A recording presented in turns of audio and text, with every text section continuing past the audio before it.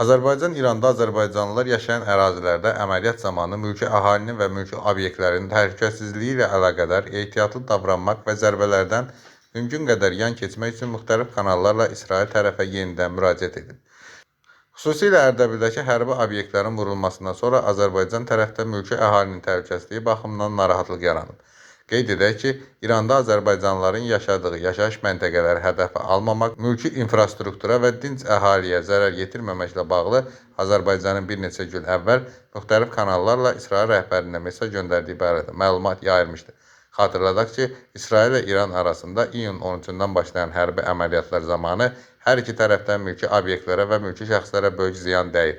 İsrailin endirdiyi zərbələr İranda azərbaycanlıların yaşadığı əraziləri də əhatə etdiyindən yerli əhali arasında itkilərin, sosial infrastrukturun dağılması təhlükəsi yaranır. Müharibənin gedişatından Macarıstan maraqlı qərar verib. Macarıstan İrandakı səfirliyini müvəqqəti olaraq Tehrandan Azərbaycana köçürüb. Macarıstan mediasının yaydığı məlumata görə, Macarıstan Xarici İşlər Naziri Peter Siyatrov bu barədə məlumatı açıqlayıb. Onun sözlərinə görə İranda olan və yardım tələb edən bütün Macarıstanlıların Azərbaycana keçirilməsi təmin edilib.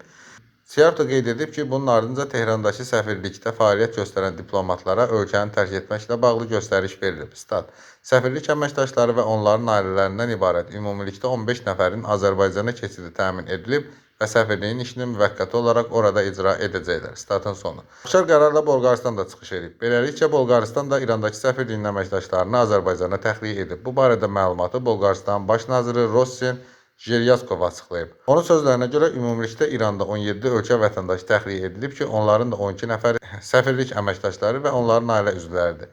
Jeryaskov vurğulayıb ki, Tehrandakı səfirlik bağlanmayıb, sadəcə təhlükə sovuşana qədər müvəqqəti olaraq Bakıya götürülüb. İsrailin baş naziri Benyamin Netanyahu isə hərbi əməliyyatlar nəticəsində İranın nüvə arxivini ələ keçirməyə nail olduqlarını açıqlayıb. O deyib ki, İranda heç vaxt nüvə silahı əldə edə bilməyəcək, biz İranın yaratdığı nüvə təhlükəsini tamamilə aradan götürməyə qadirik deyə əlavə edib.